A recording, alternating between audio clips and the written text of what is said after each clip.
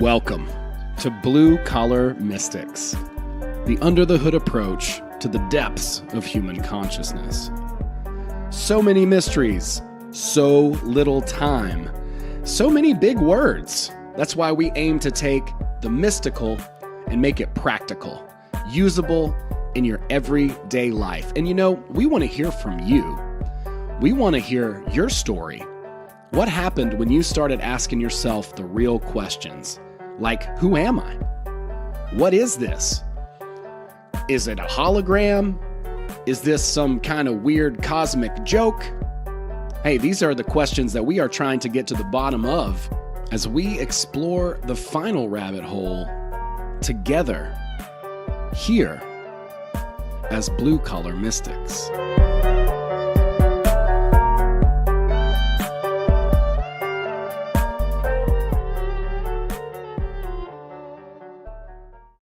What's up, everybody? Welcome to the stream, Blue Collar Mystics. We are taking a deep dive today into romance, love, all these juicy, super entertaining and exciting topics, I guess, it's a lot of fun. And I'm very enthused to have Marina Lazaris on the stream. She is an author, a coach, an actress. She's done a lot of work in this industry, spirituality, self-help, as well as romance and dating. And I think she has an amazing perspective to share. Super excited to have her. Thank you so much, Marina, for hopping on the show. Thank you, Owen, so much for having me. I absolutely love the intro. It's awesome. So beautiful. Well, yeah, I really resonate. I studied philosophy and theology at school. And I asked myself at the age of my dad nearly died when I was young.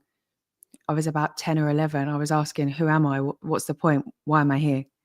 So I'm watching that and I'm like, wow, these are questions that all of us need to be asking. And it's something that's always been very close to my heart. Yeah, I was watching one of your clips earlier today and you were kind of talking about how you felt like you were just kind of a natural coach.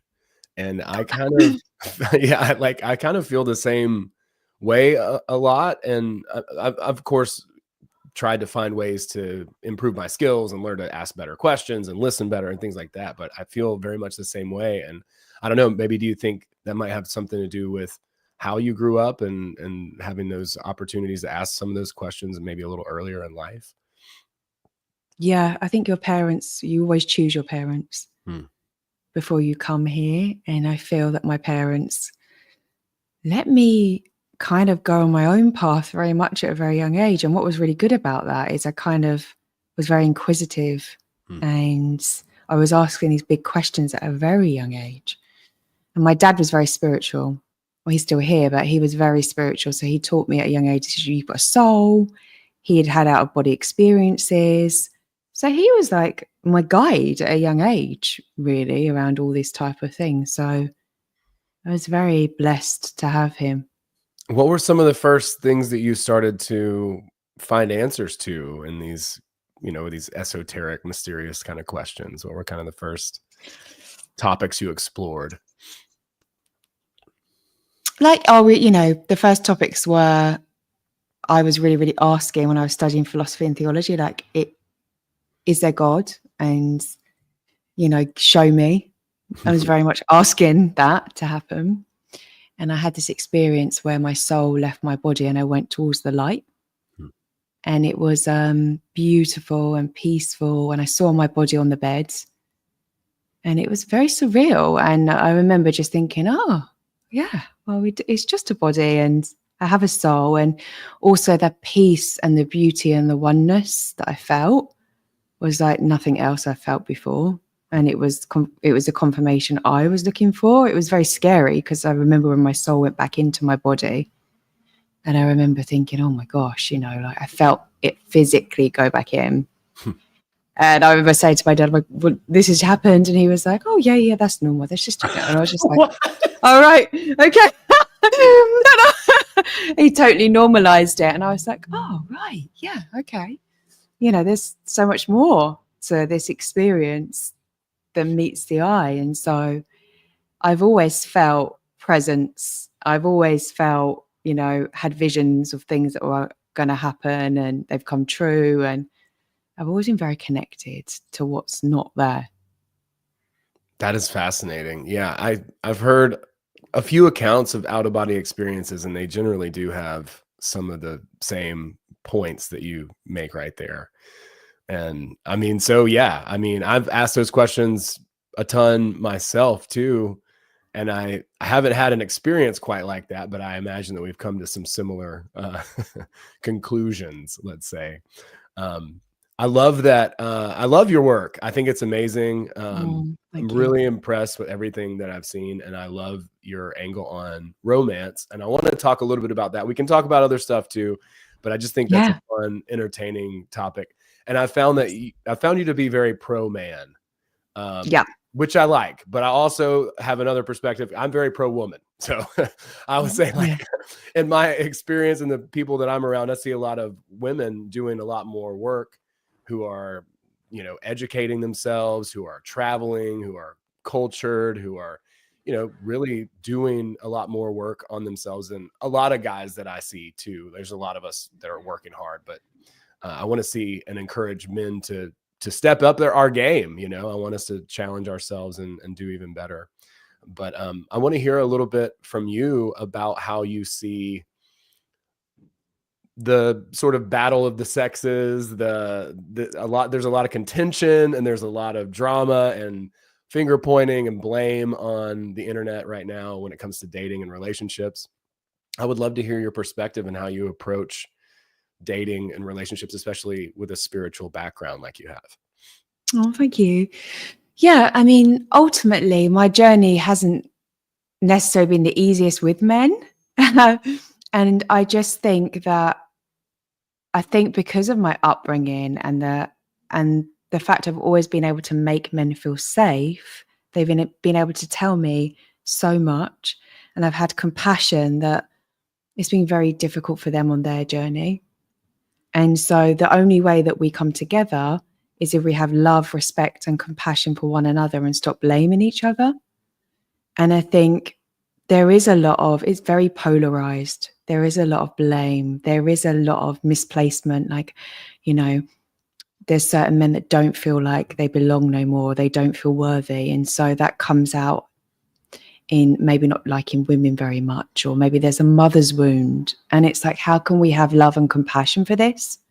How can we come together, and how can we really understand it does all start with a mother in so many ways? And so it's in society, I feel that the mother is redundant in so many ways, that nurturer, the person that's there to love, to care, to re-heal people that may have a mother's wound. And so if nobody's there guiding and giving that, how do we repair that?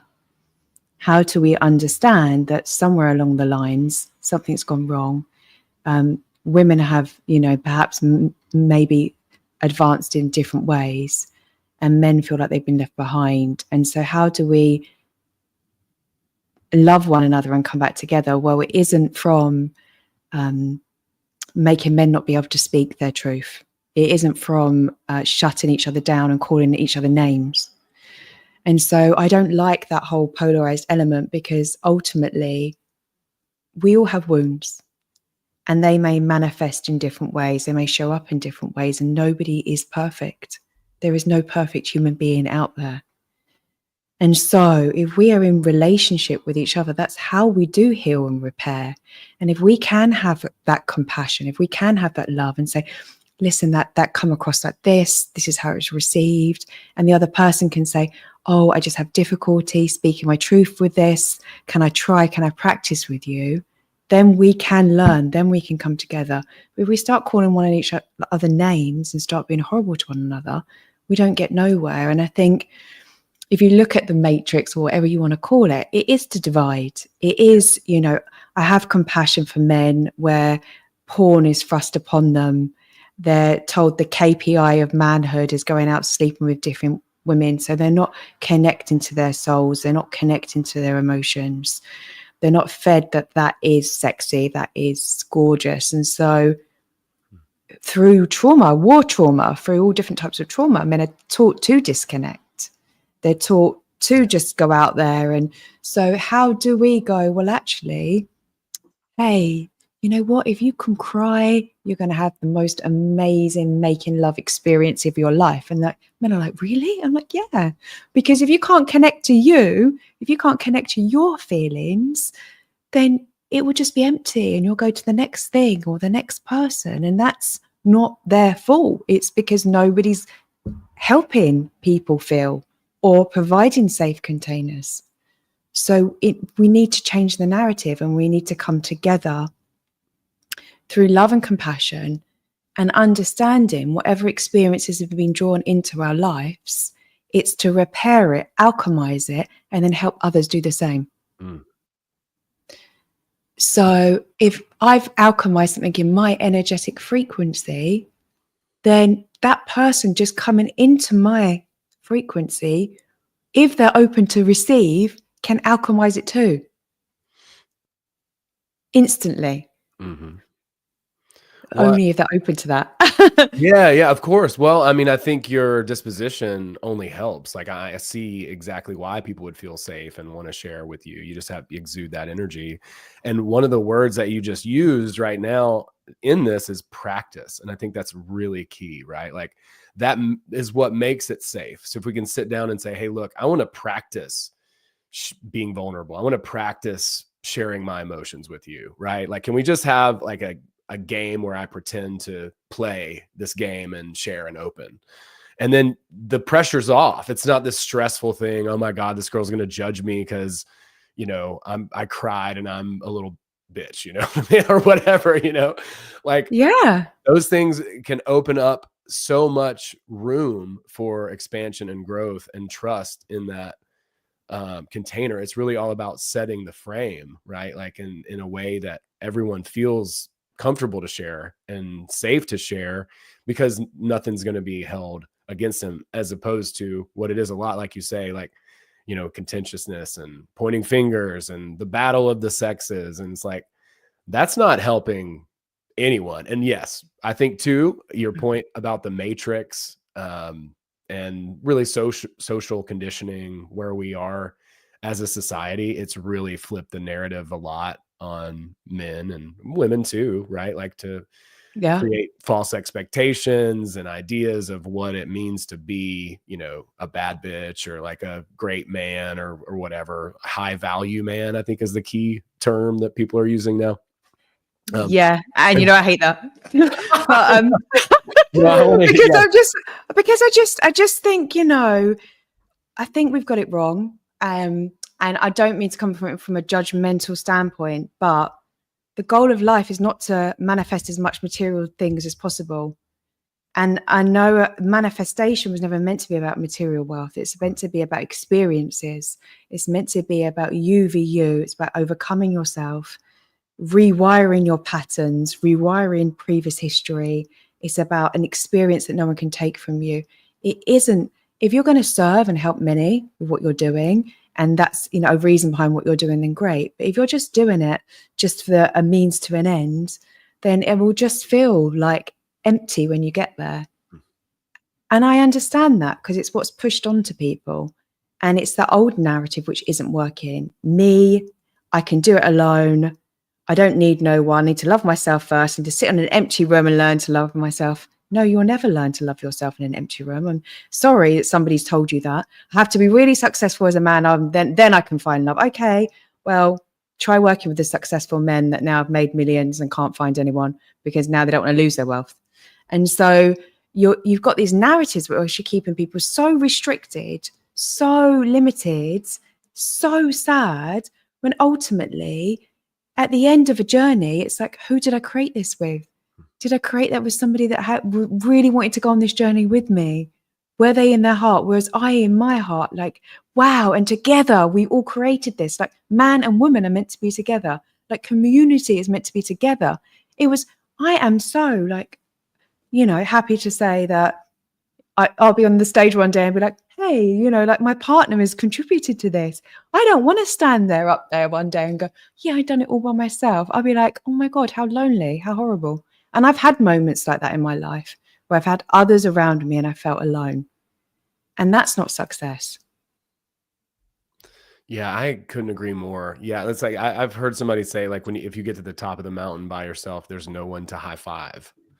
Like there's no one to Yeah. celebrate with. Like, why does anybody want that? I don't think anybody really does. I think we want to share. We want to be part of each other's story, and we're here to make each other better as Yeah. opposed to tear each other down. So let's talk a little bit about ways to do that. I can share from my own experience. That's all I have to offer, how limited it is. But No.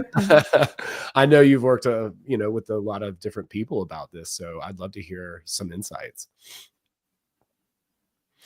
Yeah, I mean, I think the main thing you've got to really understand is obviously from a suggestionism point of view, what you're saying to someone, you're suggesting. And so if you want someone to be better, or if you want someone to be a certain way, then suggest it to them, as in like, build them up, don't pull them down.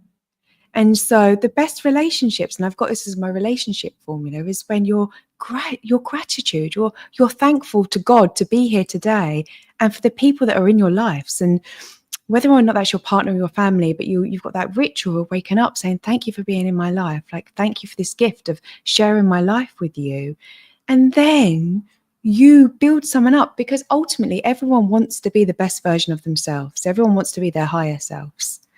And so if you speak into someone's higher self, they give you more of their higher self. They want to. Everyone wants to be their higher self. Nobody wants to be that person that's not, they just don't. And no one's perfect. We're human. But if you want to get the best out of someone, then don't have that expectation. Don't be having a go at them about the dishwasher and all these things. You know what? The dishwasher is still going to be there, whether or not the person's there or not. Like, that's never going to get you more connection.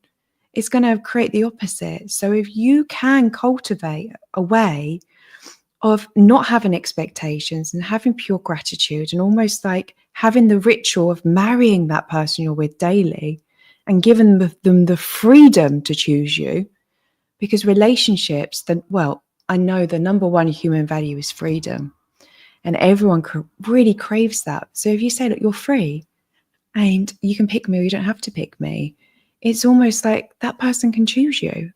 They don't want to message you. Okay, they don't want to message you. That's okay. Like, you can't control any of it. And if you think you can control any of it, well, the universe will show you, or God will show you very quickly, but you can't.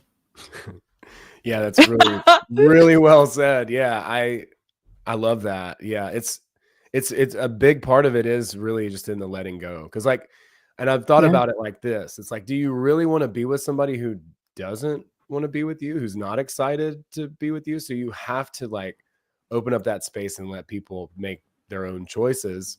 We want to earn a relationship with somebody that is a step up for us, that is, resemblant of not only our higher self that matches that higher self version or that idea that we have of ourselves. So, it's one of those things where it's a little bit of a paradox, because you have to let go, because you can't have another person anyway, right? Like, that's owning people that's passe. So, but people try, Owen. They try, Owen, because, they think, from the list, I'm going to find this person, I'm going to put them in a box. And then, I've got the house, I've got the car. Now I just need to go and get the woman from the Flintstones and knock her over the head.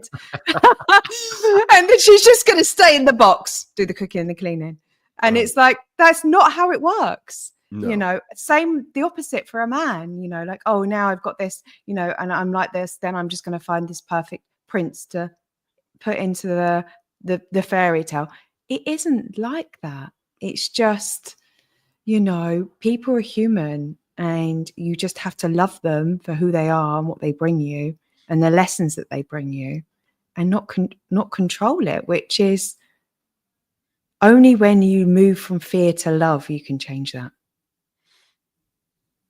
Because if you're scared that person's going to go and they're my security, or they're my self-worth, or they're this, or you've got an attachment to it, that's when you start to sabotage the relationship, and you create what you fear. It's so true. And it's so easy to create what you fear.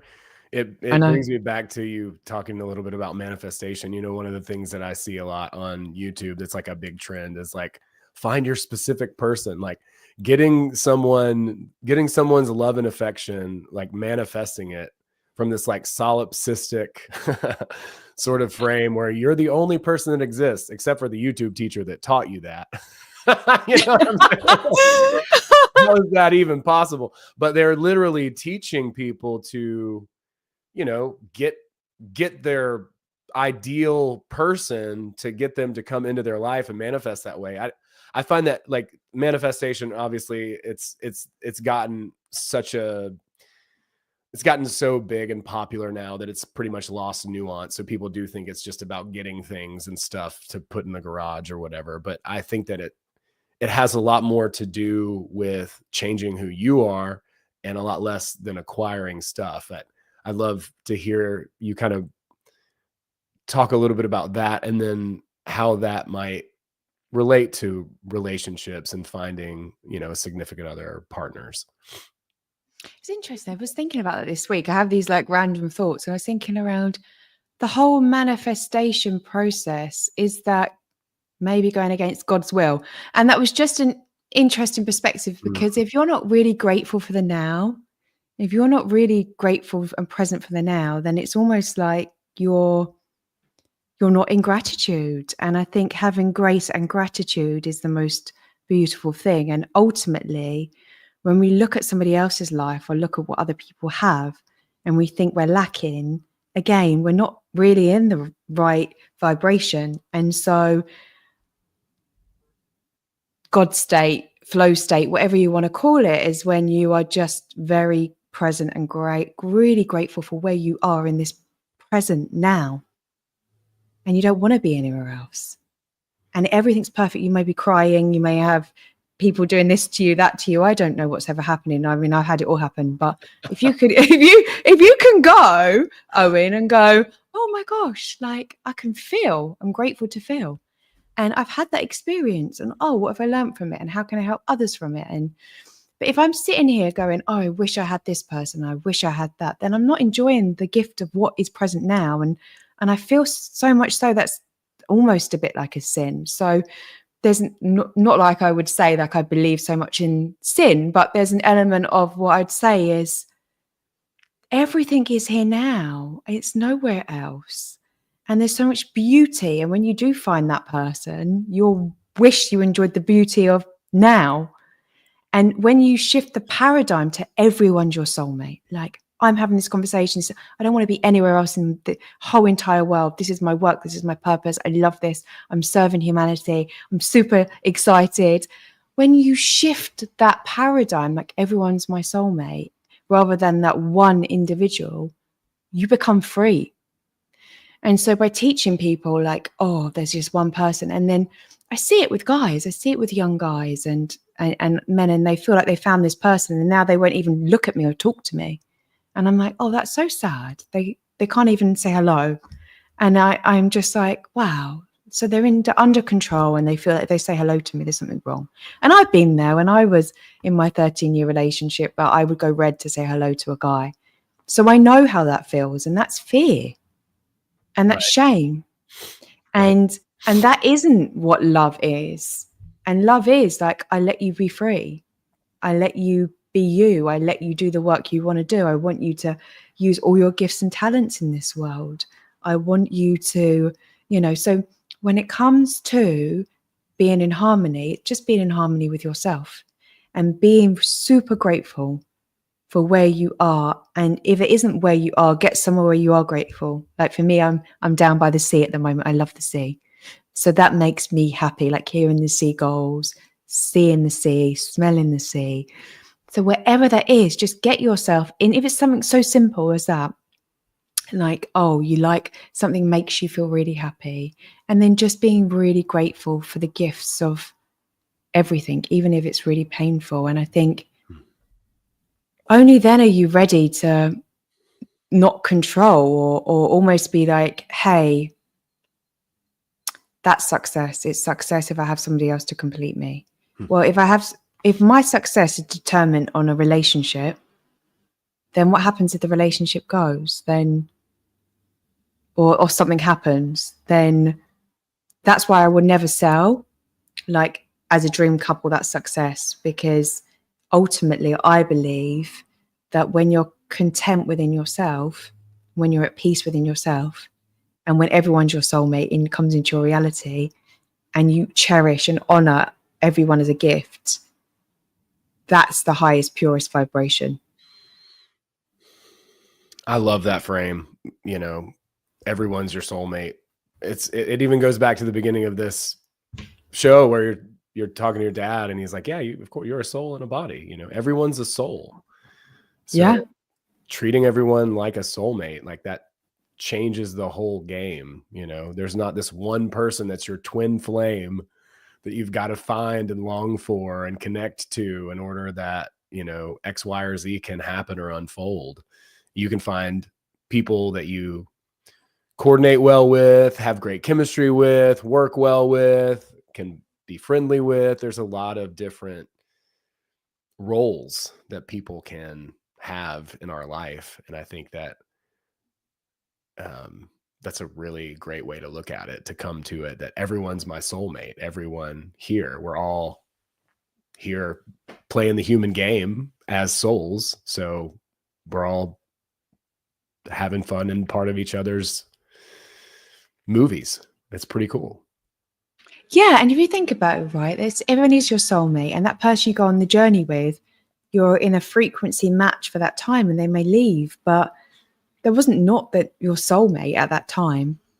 And I think the twin flame element and all the rest of it, I feel just comes from lack. It's like you haven't completed something within you, and because you haven't completed something within you, then that person hasn't come into your reality. And there's like an element of it's just this one person. Then how can you be in a vibration of love with everyone? Because you're looking over your shoulder for someone else to come in. Well, you're not really being present. You're not appreciating the now then, are you? And you're not whole and complete alone. Your masculine, your feminine is not balanced within. And that's when you end up betraying yourself and the wrong relationships come in and you give yourself away to things that you shouldn't. But it's always reminding yourself, like, I'm whole and complete. Like, everyone that's going to come into my reality is a gift to me.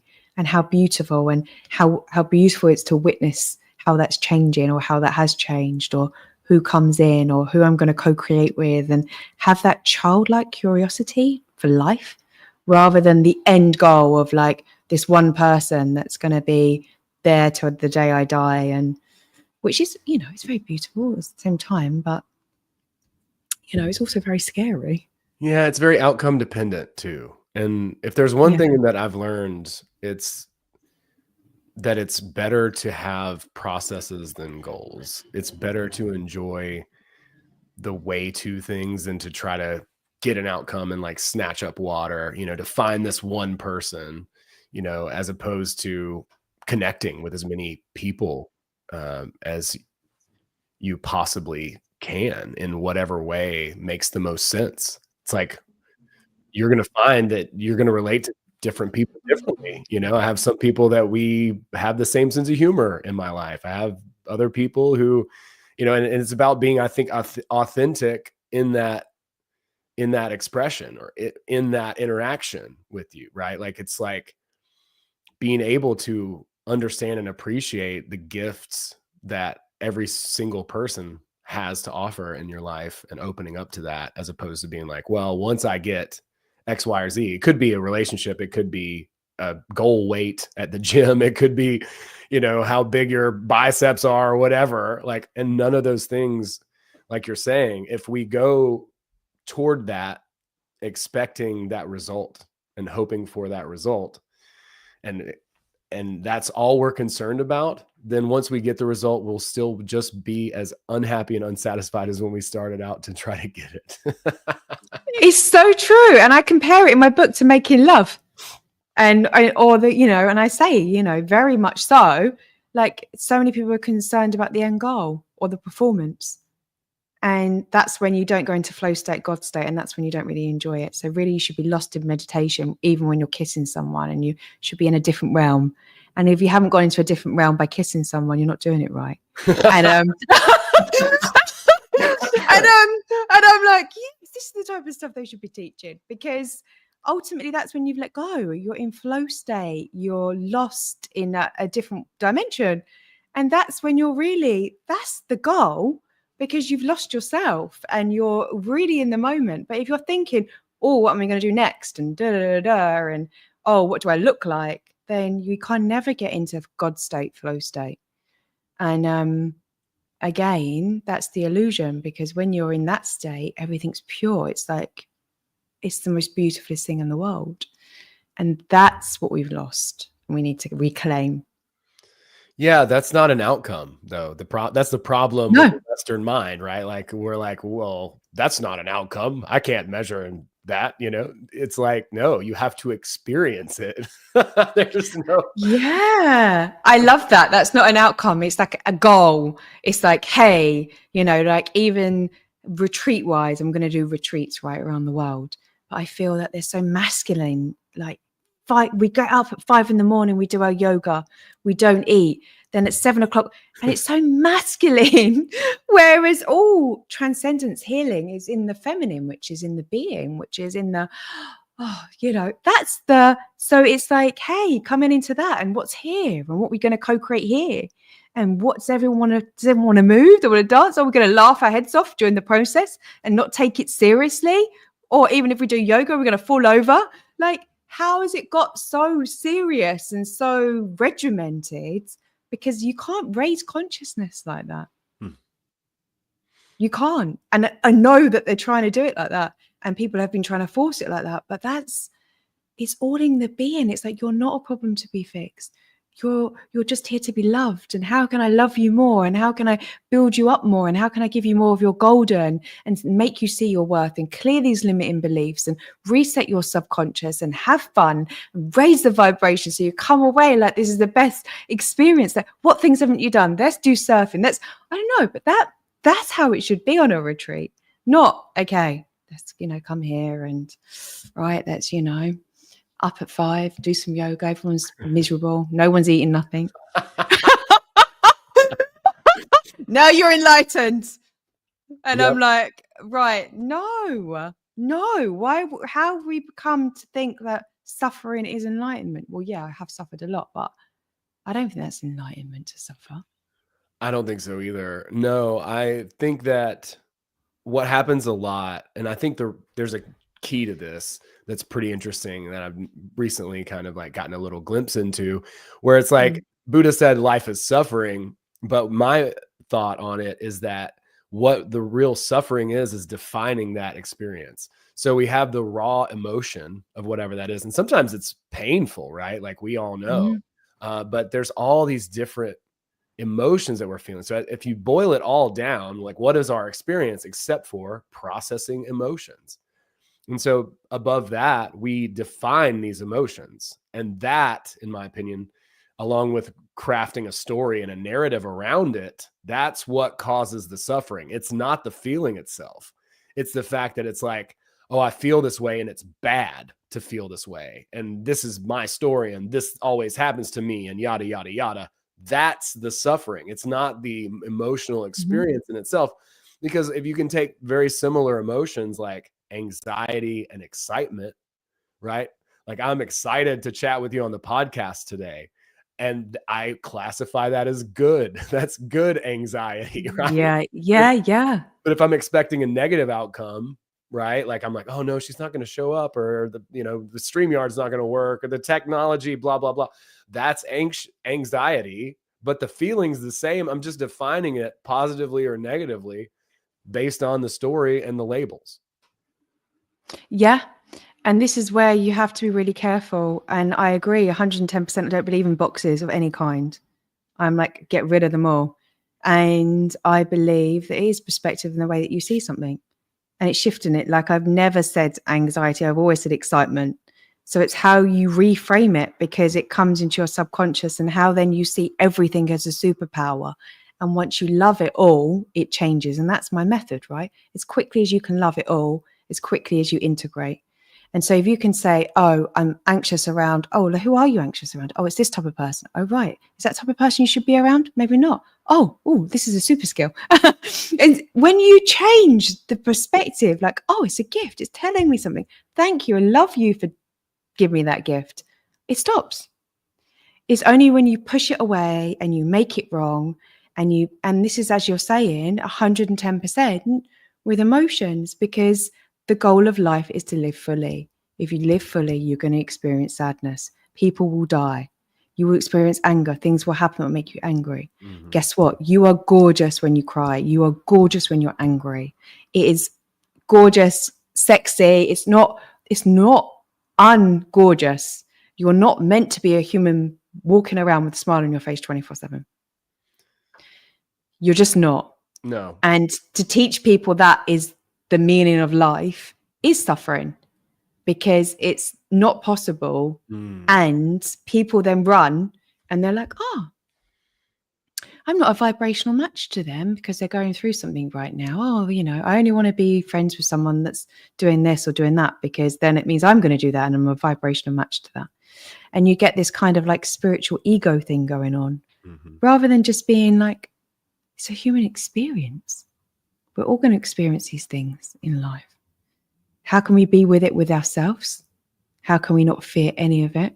And how can we be with it with others? I love that.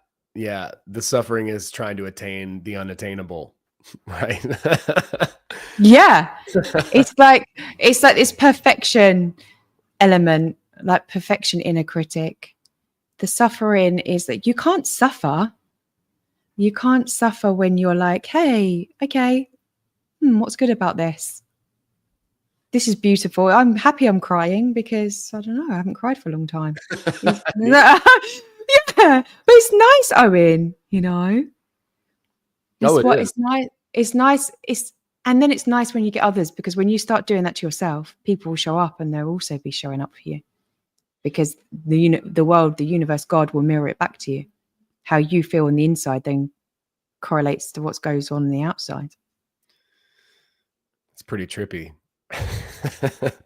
It's pretty trippy, isn't it? It is. It is. I love that you're going to be doing retreats. I think that's great. You mentioned a little bit about balancing the masculine and feminine within us. I would love to hear your take on that and what might be some ways to maybe explore the feminine. So I've been working a lot on, I would say, I guess, my masculine attributes lately. And then my friend and I, we've talked about like, okay, well, what would the feminine have to say about this?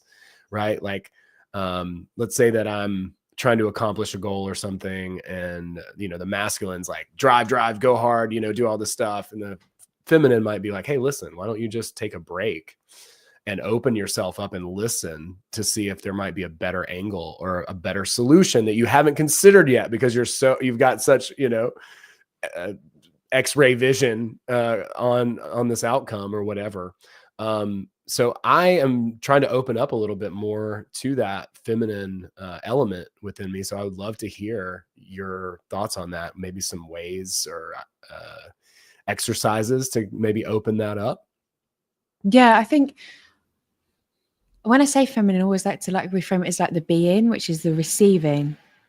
And it's then you stepping into being open to receive, that you're worthy to receive, that you can stop, that you can listen to your body. And often we're very much in the masculine, we're not really listening to ourselves, not really listening to our body. And so then it's slowing down. And even if it's putting your hand on your heart and just to be like, okay, I'm just going to go back to my body now. What's going on here? Okay, right, what's my heart saying? And literally physically placing your hand on your heart or placing your hand on your stomach and saying, what's going on now? Like, hey, am I here? Yep. Okay, my heart's here. Right. And back down. And then it's like whatever you're telling yourself, right? So it's your conditioning. And I've come from a hypnosis background. And so it's then just listening to whatever you listen to and whatever you tell yourself and catch yourself, then going back to like, hey, I'm going to get everything done in divine timing. I'm enough now. Everything's perfect as it is now. Like nothing can change unless it changes in the now. Many people think they want something and they think it's going to be in the future, and that's why they never attain it. Well, now that you have it all, like when you really, really just shut your eyes, and if you just tell yourself or just visualize, whatever it is that makes you feel happy, like being on the beach, and just telling yourself, like, now, like, I am enough. I have everything that I need. It's all within me. Now I can be happy. I'm happy now. Now I'm peaceful.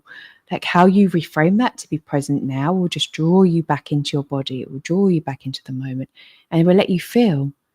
And then when you do get quiet, you'll be able to go, okay, I've got a message. Maybe I shouldn't be going that way, because you'll be going so fast in one direction, could be the wrong direction. And it's the old paradigm that we had to push, work, hustle.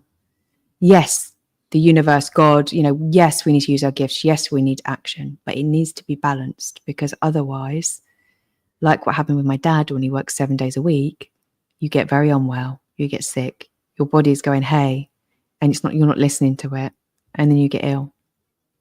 And so your body will always want to bring you back into balance.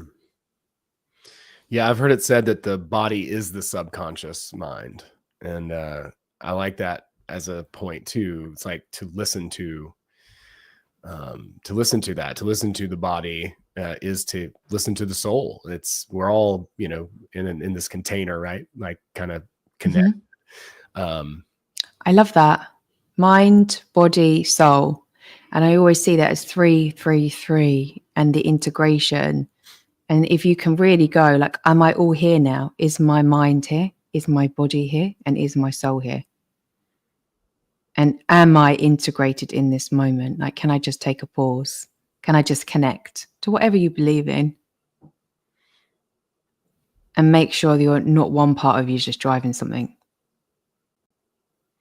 Yeah, I love that. Yeah, I've had, especially in the spiritual movement, so many people are maybe oftentimes, I think the discrepancy is they're less inclined to take action a lot of times. The people that I've, worked with, and myself, I guess I should say, first and foremost, it's like, oh, well, it's real easy for me to like write down my dream goals or whatever.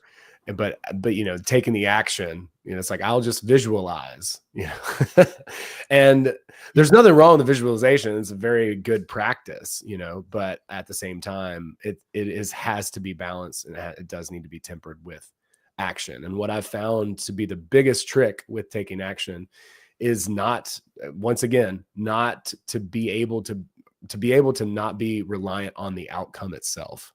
So to just take a pause and celebrate the action being done, whatever that is.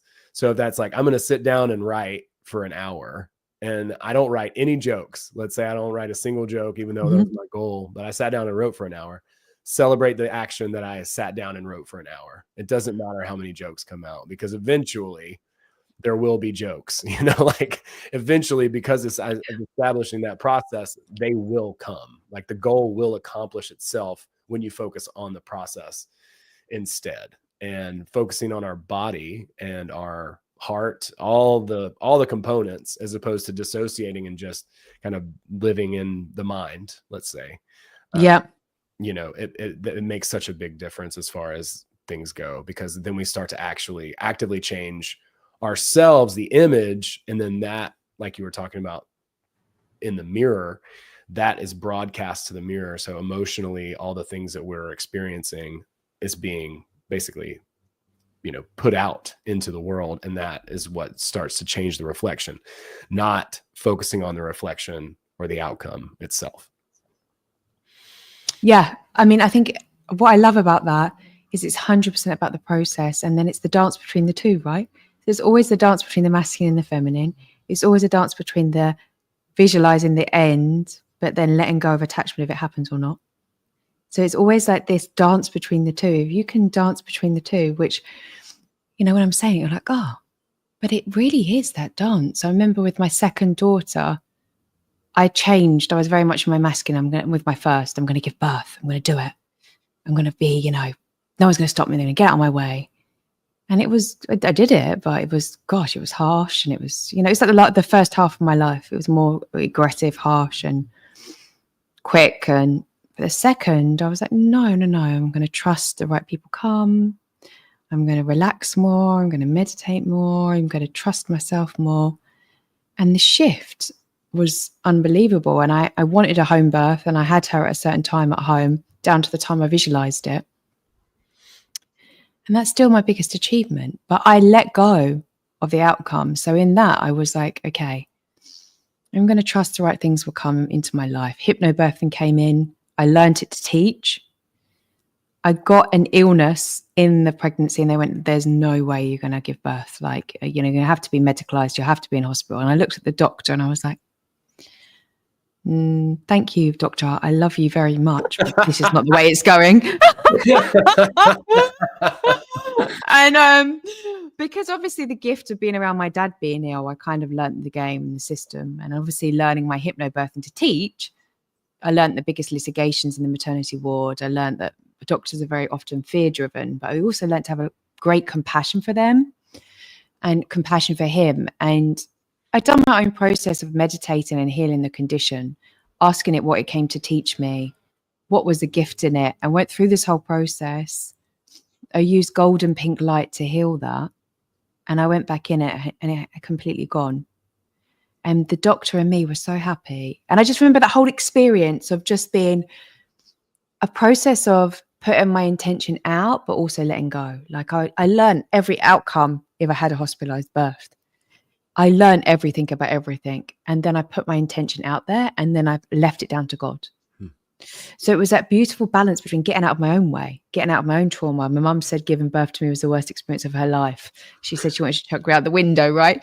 So I was like healing my trauma by getting out of my own way, and then just going, well, it's up to God now. And I think it's always that balance of putting something out there, but then getting out of your own way, because you might think that's what you want. You may think that's what is necessary, but sometimes you need to, I don't know, I've been through a divorce. I've lost everything I've had. Sometimes you need to go through these experiences to really come from an authentic, more pure place, and from a different resonance. And if you can see that everything's working for you and there's divine plan in it, you can never go wrong. Yeah. I don't think. Because you're always like, oh, okay, that's fine. I can, yeah, it's kind of working for me. It's good, or it is. And then you find the joy. Whereas if you think like, oh, life's bad. Oh, I can't. Well, then it is going to be that way. You're going to create that, aren't you? Yeah. Yeah. That definition, you defined it. You said it was bad. So it is. Right. So like, it's that. Yeah. Simple. Yeah. Like in dating, like listen to what people say. Like if you're going to speak to someone, listen to what their intentions are and what they believe. Do you believe that, you could have the most amazing relationship, like a honeymoon effect every single day? Well, they don't believe it. There's no point even trying, is there? Good point. They've already started to go down the open relationship route before they even met you.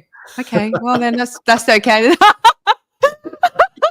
Polyamory it is then. Okay. I'm just like, oh, okay then. Right then. Oh, well, we're on different pages. But at least right?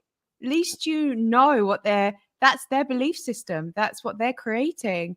Oh, that's great. Good for them. Like, I wish them love, but in my creation, someone will come in and they want to have a honeymoon every single day with me. And wouldn't that be lovely? And I might not create that, but hey, that's my intention. Unless I find someone that vibrational field, I'm not going to betray myself. And when you know who you are, that's just a different vibration. That's authenticity. That's the highest vibration of them all. I think so too. I totally agree with that. And we have a couple of comments in the live. Is it cool if we take a couple of them? I'll just let's go. Yeah. Jordan says it's kind of hard to define the masculine and the feminine. Is there any way that maybe you could distinguish between those two a little bit? Yeah. So the masculine, I see it as more as like the doing. It's the action part of you. It goes out there and it's the driving force, and then the feminine is the more the being. So it's the receiving, it's the, stopping, the stillness, it's the intuition. So yeah, it is often difficult to define that, but we all need a balance within us of both. So we need to be able to go and do stuff and then recharge. We need to give and receive. Like we need this balance within us all. And I think it's confusing. They're like, oh, you need to be this, but then you need to be this, you need to be that. Well, no, you just need to be your left and your right side of the brain, which is your creative sides, and it's your logical side. You need harmony between the two. You need balance between the two. You need that integration. And when you've got that harmony within, you know, like anything, okay, so you could have a wife and she could be at home more, but then the husband could be out hunting or whatever, you know, and then something could happen to him. So she'll have to go out and hunt. So you can't just say like, I'm just looking for a feminine woman, or just, no, you have to help one another, be a balance of both, because you don't know what can happen in life. Like one person could die, one person could get injured. You need to be in a partnership where you both equally could then support one another. So this whole masculine and feminine polarity can often be very shaming, and it can often then put people in boxes too. And then it can also come across as critical, like, oh, she's not in her feminine, she's not wearing a dress, she's going to work. Well, okay, this is not what it's meant to be. It's meant to be like, how can we balance the both? Maybe she just needs a hot bath and candles, and she needs to be having that nurture time and that love time. Let's not just be like, oh, you're not feminine, you're not wearing a dress, so that's why the relationship's not working. And I see a lot of that, and it's like, hey, how can we give each other nurture and care and love and feminine time and that beauty and that stillness? How can we both support one another when we're going out to do the work that we're doing, and and honor that within each other of what we're creating? Different feeling. Yeah, that's good. I like that. Yeah, Jordan, I don't know if you're a male or female or whatever. One book that helped me, and it doesn't matter for the record, but one book that really helped me kind of understand those distinctions a little bit is a book called The Way of the Superior Man by David Deida, Deida. And it's what Marina says, it lines right up with what he talks about in that book. Essentially, he says that the masculine is seeking freedom. That's why we get excited when the football guy runs and breaks free and, runs for the touchdown, or in England scores a goal. And then the feminine is generally about the flow of love and relationships. So how are things going? How do things feel in our relationships? How are we interacting with other people? And that and fullness is really what it's seeking. So freedom versus fullness is a basic definition from that book. And Interesting, Owen. But I do quote that book in my book. I'm not Did surprised. You see that? Did you? Yeah, I do. And it's interesting, isn't it? Because every human, every one of us, we all have that as number one value, is freedom. Everyone. So we all have that. That's the number one. And we all want that love, and we all want that nurture. Absolutely. And we all need that connection to our intuition. So it's the balance of it all, really. It's making none of it wrong. Yep. Yeah. And then the esoteric, you're exactly right, with the left brain and the right brain, the creative right hemispheres. I don't know if that's anatomically accurate or whatever, but whatever, it doesn't matter. As far as the metaphor, it works perfectly, because it's like you get into that creative thing, you just have fun, you just open up, and then you can use that logical side in the creative process to come through and refine and edit everything. It's like you go crazy and then you edit heavy. It's like how Monty Python did their comedy sketches. They would just try all these ridiculous things. I just picked up my friend just made I don't know when she made it, maybe a while ago, but it's called the Creation Games. My friend Barry, the curated tastemaker. And it's just all these different games that you can play to just enhance your creativity. One is be a snake, just pretend to be a snake going around your house. And she's got a ton of different, and you can go, it's free, but you can go and check it out just on her Gumroad or whatever. But it's just sit down and do an imaginary spending list and just be the most ridiculous that you can, and just open up that right hemisphere, that feminine side of your brain, and open it up and just let it be what it is, instead of judging it. That masculine part is that judgmental part that's a little bit more in control and is constantly no, we can't do that. That's not okay. We got to do this thing over here. And which is important too, because it's like if you're drafting and creating and doing those types of things, you just draft and create, and then you come back and then you use that masculine side to refine and edit heavy. But what we, I think, want to avoid is, at least in the creative process, is trying to do both at the same time, right? Like you can't write a paper and edit a paper at the same time. It just doesn't work. You have to just draft it out, type everything up, and then go back through and then, correct the sentences and the punctuation and those types of things. But Owen, I talk about this in relationships as well, that the masters at relationships can keep creating. So a true master is in their creativity. And this is where like connection and experiences, many men think it's about this flash date. Well, actually, if you can create a date that's never been done before, and whether or not that's candles on the floor and Moroccan night on the floor, like she'll never forget that. Or you'll listen to her and you'll be able to tune into her because you can listen to your own emotions.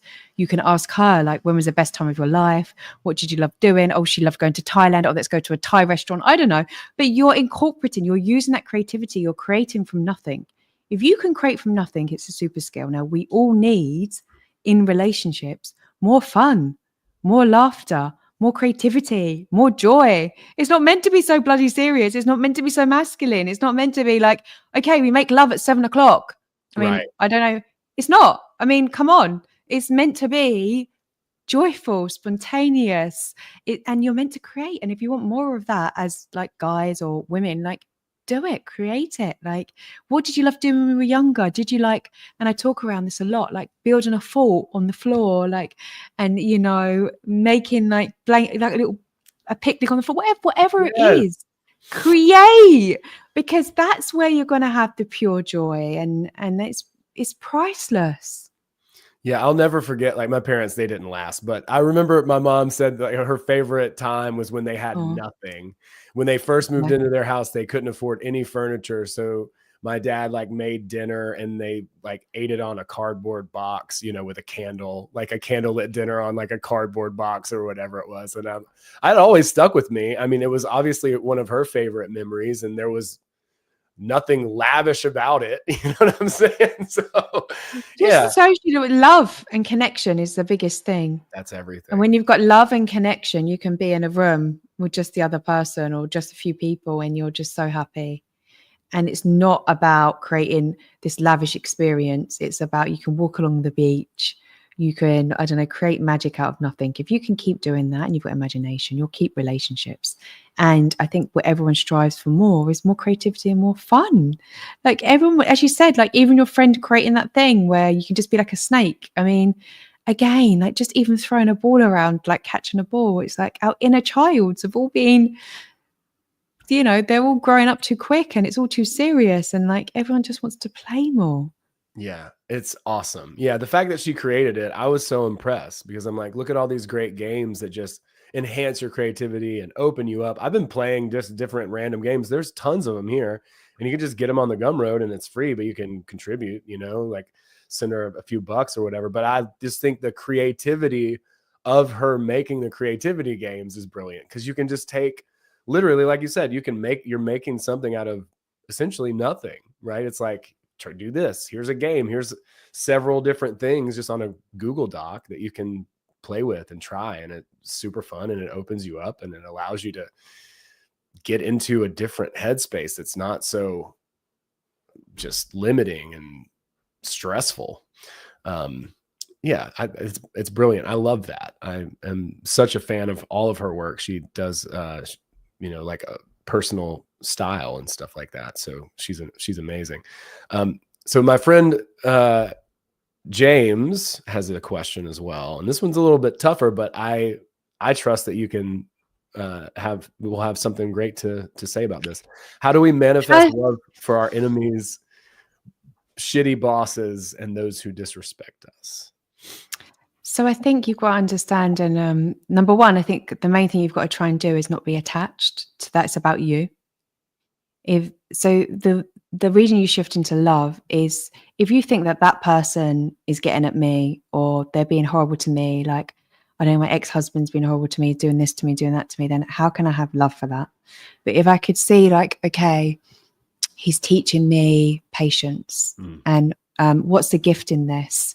And okay, he's teaching me unconditional love, or, you know, he's teaching me how not to react if it's a shitty boss or whatever. Like, so when we shift the focus to being like it's being done to us rather than what it's teaching us, we try and shift to, this is teaching me how to be resilient. This is teaching me how not to react. This is teaching me that, like, I'm not going to change who I am and my core person, my core beliefs, even if people are not being kind to me. Because sometimes when you are a bright light, when you do shine bright, people don't like that, and that's okay. And you can love them from a distance, you can keep them at a distance, but if you let them change who you are and you start holding resentment and hate and bitterness, and you that affects you. And I love this quote, which is always says that I can't remember exactly how it goes, but, you know, true success is not letting anyone change who you are on the inside.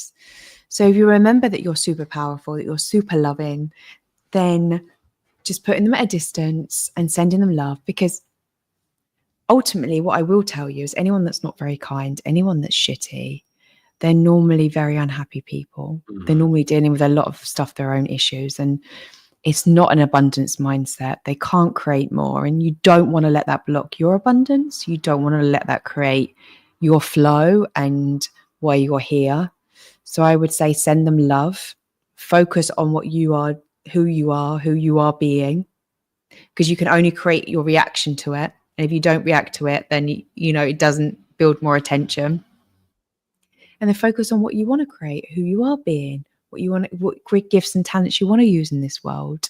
And then just send that love. And then eventually that won't ever be in your reality.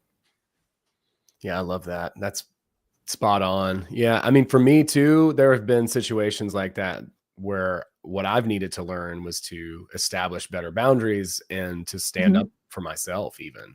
So shifting that focus from them to us. And I couldn't agree more. Like, anybody who's obviously miserable and taking it out on people, they're not happy. You know what I mean? Like, they're clearly not happy. They're not coming from a place of abundance. They're not in abundance. And it's like the front row seats, you know, life is your theater, right? So choose who you want to be in your theater. Choose who you want to be on your stage. Choose who you want on the front row seats. Choose who you want to put in the back row seats. It's okay. They can go in a back row seat. You don't have to even have them very much in your reality, and just send them love. Just know that they're in a lot of pain. Know it's nothing to do with you, you know, and only how you react will be to do with you. So if you're being peaceful and you're just putting your distance in place and you're protecting yourself, know that that's the greatest thing that you can do, and honor and protect the gift that you are. It's so good. Yeah. Awesome. Marina, I'm so impressed. I was so excited to have you and chat with you on the show, and this has exceeded my expectations. So I just want to say thank you so much. I see and I get to experience, you know, your energy, your essence, and everything that you put on. You have such a calming and grounding presence. I really appreciate that. I know that's not easy to come by. It's taken some experience, I'm sure, to get to the point where you are, but I understand why people relate to you so much. It makes a ton of sense. And thank you, Ovi. That's so kind. Yeah, of course. And I want to encourage everybody to check out your work. If you're watching this live or if you're catching the replay, I have all Marina's links in the show notes. She has a book as well as she offers coaching, and has her podcast, The School of Love. And also, I mean, she's been in some movies and stuff like that, which is really cool. I love that. Like, film nerd myself. Big. I mean, you can check out her YouTube, Twitter, Instagram. Check her out on all the platforms. Look at this. Marina's the real deal. How about that? I appreciate it. I appreciate it. But yeah, I really appreciate you for coming, and I want to encourage everybody again, go check out Marina's work, check out her book, YouTube channel, Instagram page, all that stuff. All those links are in the Linktree link, and then I put her YouTube in there as well, individually, and a couple of other links as well. So please check those things out. Thank you guys so very much for hanging out and kicking it with us live on a Tuesday. And Marina's all the way in London, right? In UK. Yes. Yeah. And so it's afternoon there, but it's daytime here. So I appreciate y'all for coming and kicking it with us. It's been a lot of fun. Thank you so much. And thank you, Marina. This has been a great conversation. It's been incredible as an introduction, and I look forward to chatting with you again very, very soon. Thank you so much, Owen. Thank you for the honor of having me, and thank you for your kindness and your love. Yeah, it's my pleasure. I'm happy to share it. But hey, we're just soulmates here. What are we going to do? Exactly. I know. This is it. This is what we need to promote. Well, thanks, everybody. We'll see you guys Thank you. very, very soon. Much love. Have a wonderful Tuesday.